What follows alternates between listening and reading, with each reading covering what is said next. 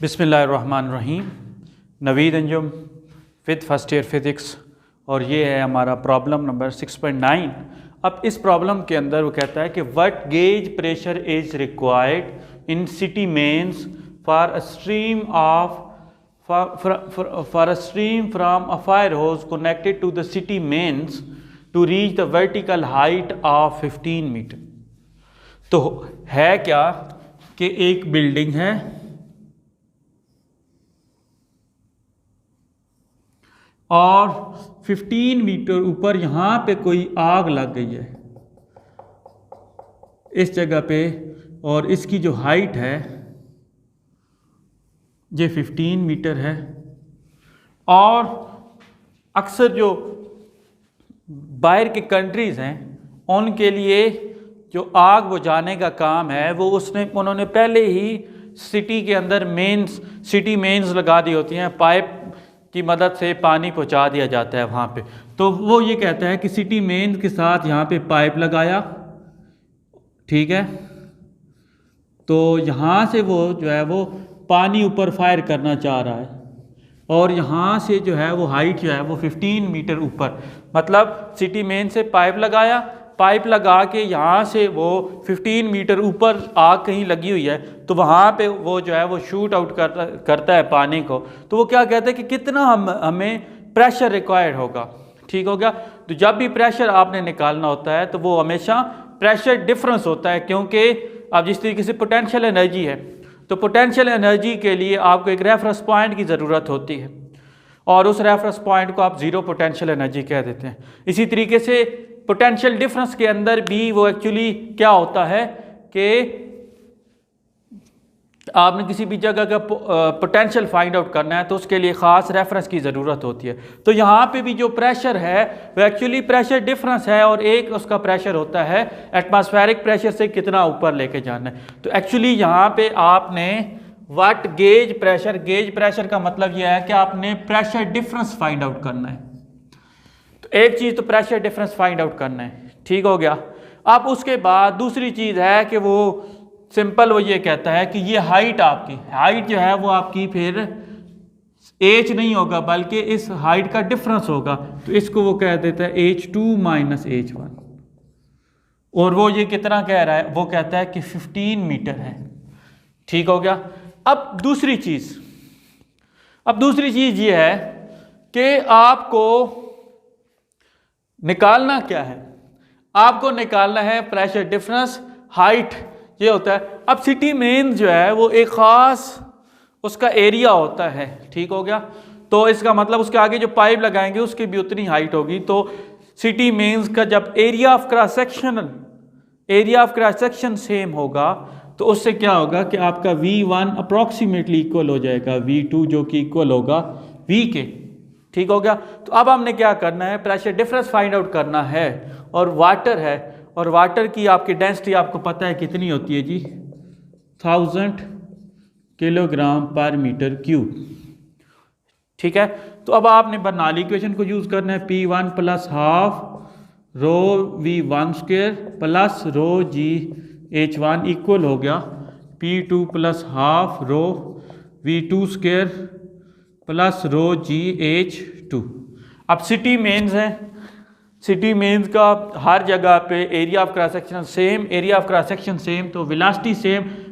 Same है, तो इसका मतलब V1 को भी मैं V लिख सकता हूँ और V2 को भी मैं V लिख सकता हूँ। तो इधर से अब आपका ये दोनों कैंसिल आउट हो जाएंगे, और आपने निकालना है डेल्टा P,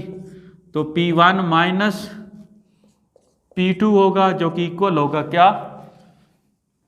रो GH2 माइनस रो GH1। तो अब रो GH2 माइनस H1, अब रो की वैल्यू 1000 है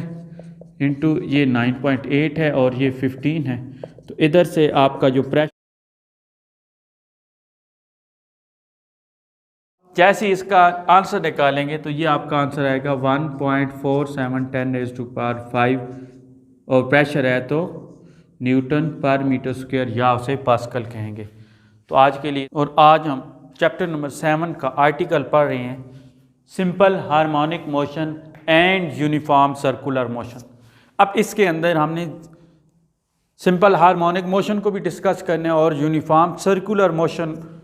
को भी डिस्कस करेंगे और उसके साथ रिज़ल्ट निकालेंगे कि जो यूनिफॉर्म सर्कुलर मोशन में आपका जो प्रोजेक्शन होता है of a point P along a circle, वो हमेशा वो भी सिंपल हार्मोनिक मोशन परफॉर्म कर रहा होता है। तो इसके लिए हमने क्या किया कि हमने सबसे पहले एक मैस लिया, मैस M है, उसको हमने अटैच किया विद द स्प्रिंग और उसकी frequency F, time period capital T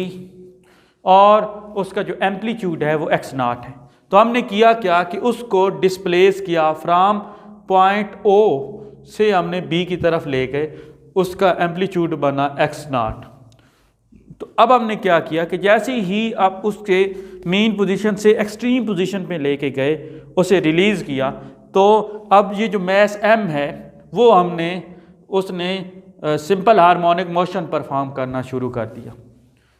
ठीक है, तो हुआ क्या कि उसकी जो मोशन है वो हमने पॉइंटर P1 से शो की और हमने ये कहा कि जब रेस्ट पे था तो मेन पोजीशन पे O पे था, तो O से हमने x0 टाइम जो है वो x0 डिस्टेंस जो उसका एम्पलीट्यूड था B तक लेके गए और उसे जब जो है वो उसे छोड़ा तो क्या हुआ क्या कि जब हम उसको टाइम पीरियड को देखें तो वो क्या करता है कि मेन पोजीशन से एक्सट्रीम गया, एक्सट्रीम से दोबारा मीन पे आया और फिर उससे फिर लोअर एक्सट्रीम पे गया और उसके बाद फिर दोबारा जब मीन पोजीशन पे दोबारा वापस आया तो उसने एक अपना चक्कर मुकम्मल कर लिया, एक ऑसिलेशन मुकम्मल कर ली। ठीक है, तो हमने क्या किया कि जैसे ही उसका टाइम पीरियड t=0 था तो उसके पॉइंटर P की जो पॉइंटर था उसकी P जो है वो O पॉइंट के ऊपर था, इस जगह पे था। तो फिर क्या किया कि जैसे ही टाइम t/4 गुजरा तो ये पॉइंटर मूव करते करते पॉइंट B के ऊपर चला गया। फिर जैसे t/4 से t/2 time half time period गुजरा तो ये B से दोबारा O पे आ गया। ठीक है, अब फिर क्या हुआ कि t/2 से 3t/4 टाइम जब गुजरा तो फिर ये दोबारा O से C पॉइंट के ऊपर आ गया। ठीक है, और जब एक टाइम पीरियड मुकम्मल हुआ तो ये दोबारा मेन पोजीशन पे आ गया। तो इसी तरीके से जो मैस अटैच टू स्प्रिंग था, वर्टिकली जो हमने लटकाया था, उसने अपना एक चक्कर मुकम्मल किया और उसके जो पॉइंटर P था वो O से B गया, B से दोबारा O आया, O से C, C से वापस O पे आया, तो उसका एक ऑसिलेशन कंप्लीट हुई। तो ये तो मैस अटैच टू स्प्रिंग था, इसने सिंपल हार्मोनिक मोशन परफॉर्म की। अब क्या किया, अब देखते हैं कि एक पॉइंट P है, पॉइंट P जो है वो हमने रस्सी के साथ बांधा, एक मैस था या पॉइंट था P, तो अब उसको मूव करवाना शुरू कर दिया। अब ये जो पॉइंट है वो सर्कुलर मोशन में परफॉर्म कर रहा है और उसकी कांस्टेंट एंगुलर वेलोसिटी है। तो एंगुलर वेलोसिटी उसकी क्या है, कांस्टेंट है। ठीक है, और उसकी कांस्टेंट एंगुलर वेलोसिटी है और वो मूव करना शुरू कर देता है सर्कल के अंदर। उसको हमने इस सर्कल के अंदर बनाया कि क्या करता है कि जो है वो O पॉइंट से गुजरता है, O से D जाता है, D से O, O से E, और इस तरीके से जब जैसे ही दोबारा वो एक पूरा राउंड ट्रिप करके दोबारा O पे आता है तो उसका एक कंप्लीट हो जाता है, वो एक टाइम पीरियड मुकम्मल कर लेता है। तो हुआ क्या कि पॉइंट P जो है वो O से शुरू हुआ, O से होता हुआ A तक आया, A से दोबारा O1 और इस तरीके से E से दोबारा O तक आता है, तो उसका एक टाइम पीरियड मुकम्मल होता है। तो अब अगर मैं पॉइंट P की मोशन को देखूं तो पॉइंट P जो है वो जब टाइम पीरियड 0 था तो वो O पे ऊपर था यहाँ पे। जैसे ही टाइम t/4 गुजरता है तो ये जो पॉइंट B है यहाँ से उठ के D तक आ जाता है। तो D से जब t/2 टाइम गुजरता है तो D से दोबारा O1 आ जाता है और O1 से जब 3t/4 गुजरता है तो O1 से E आ जाता है और जब एक टाइम पीरियड मुकम्मल होता है तो E से O आ जाता है। तो ये तो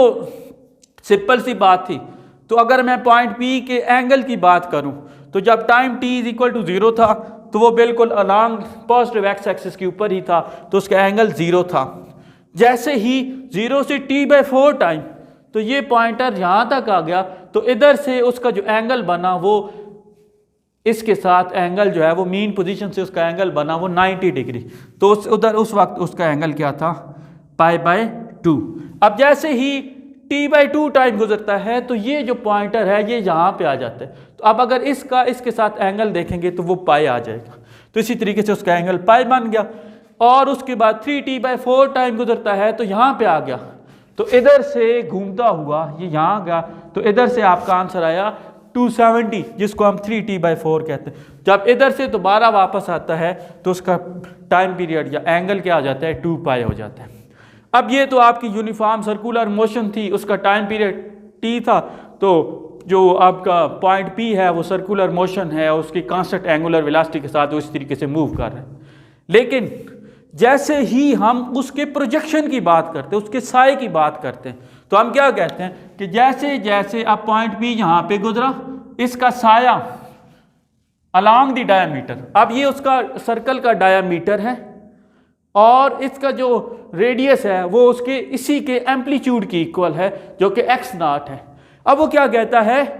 कि जैसे ही हम उसके अलोंग द डायमीटर उसके प्रोजेक्शन की बात करते हैं, तो प्रोजेक्शन क्या होता है, प्रोजेक्शन एक्चुअली परपेंडिकुलर रेज जो है वो जो उसको कट करती हैं तो वो उसका साया होता है। तो इसका मतलब ये होगा कि यहाँ से अगर मैं परपेंडिकुलर रेज